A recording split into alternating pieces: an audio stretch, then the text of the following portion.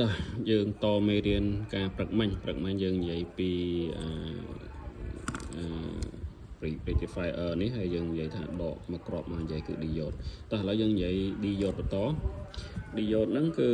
នៅលើ board អាចនិមិត្តសញ្ញានៅលើ board នេះវាធ្វើរបៀបចេះនេះរបៀបគូសមកត្រង់អញ្ចឹងបាទគូសមកត្រង់អញ្ចឹងហើយមានក្បាលទូចមួយចេះមានក្បាលទូចមួយអញ្ចឹងណាហ្នឹងហើយរបៀបអញ្ចឹងហើយតអញ្ចឹងមកហ្នឹងនៅលើ board និមិត្តសញ្ញាវាអញ្ចឹងណាហើយនិមិត្តសញ្ញាមួយទៀត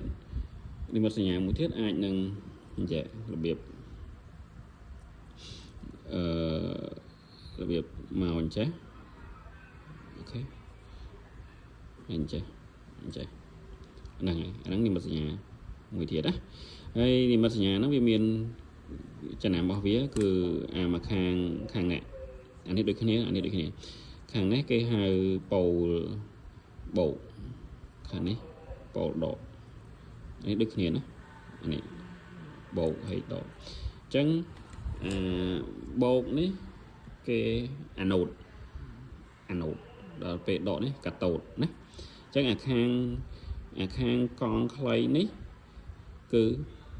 កាតូតអានេះអញ្ចឹងណាខាងព្រួយគូខ្វែកាត់មកនេះអាហ្នឹងគឺកាតូតដល់ខាងបោកនេះគឺអាណូតអញ្ចឹងណាអញ្ចឹងអាណូតកាតូតហើយចរន្តភ្លើងវាចូលពីខាងរត់ពីខាងអាណូតទៅខាងកាតូតវារត់អញ្ចឹងណាវារត់ទៅអញ្ចឹងរត់ចូលមកអញ្ចឹងវាអត់អាចរត់ប្រច្រាស់មកទេវាអាចរត់ពីកាតូតមកហាងអាណូតបាននេះគឺវារត់ពីបោកទៅដកណារត់ពីបោកទៅដកក្រំភ្លើងរត់អញ្ចឹងអត់អាចរត់ប្រច្រាស់ហើយយើងដឹងការងារវាក៏អត់ដឹងការងារវាបានយើងធ្វើបានបើអត់ដឹងពីការងារវាទេយើងអត់អាចធ្វើបានទេអញ្ចឹងចាំម្ដងហើយម្ដងទៀតគឺចរន្តភ្លើងដែលរត់ទៅគឺវារត់ពីខាងបោកទៅខាងដកណាពីខាងអាណូតទៅខាងកាតូតហើយវាអត់អាចរត់ប្រច្រាស់មកទេតែម្ដងហ្នឹងគឺខ្ទប់ត្រឹមហ្នឹងវាអត់អាចរត់ប្រច្រាស់មកទេហើយយកចាក់ស្ដែងវាលក្ខណៈអញ្ចឹងឃើញខាងនេះខាងសក្បាលបន្តិចនេះដល់ខាងនេះខាងខ្មៅអញ្ចឹងខាងសនេះគឺខាងសនេះគឺខាងកាតូតដល់ខាងខ្មៅនេះគឺខាងអាណូតអញ្ចឹងដាក់វាអញ្ចឹងនេះអត់គឺដាក់វាអញ្ចឹងរត់ពីខាងអាណូតមកខាងកាតូតណាត្រូវចាំវាទៀតគឺអាណូតខាងខ្មៅកាតូតខាងសហើយដល់ពេលយើងយកទៅដាក់នៅលើបតស្រួលនៅលើបតយើងវាដាក់អញ្ចឹងឃើញអត់នេះដូចអញ្ចឹងអានេះគឺកាតូតហើយអានេះគឺអាណូតហើយអញ្ចឹងយើងដាក់យើងផ្សារយើងដោះមកយើងផ្សារទៅវិញគឺផ្សារតាមលក្ខណៈអញ្ចឹងអាណូតនៅខាងអាណូតកាតូតនៅខាងកាតូតហើយបើប្រភេទនិមិត្តសញ្ញារបៀបនេះឃើញនេះនិមិត្តសញ្ញានេះអញ្ចឹង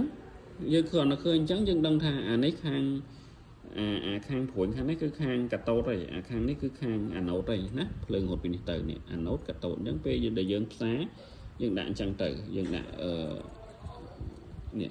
យើងដាក់ខាងកាតូតទៅកាតូតអាណូតមកខាងអាណូតមកត្រូវហើយ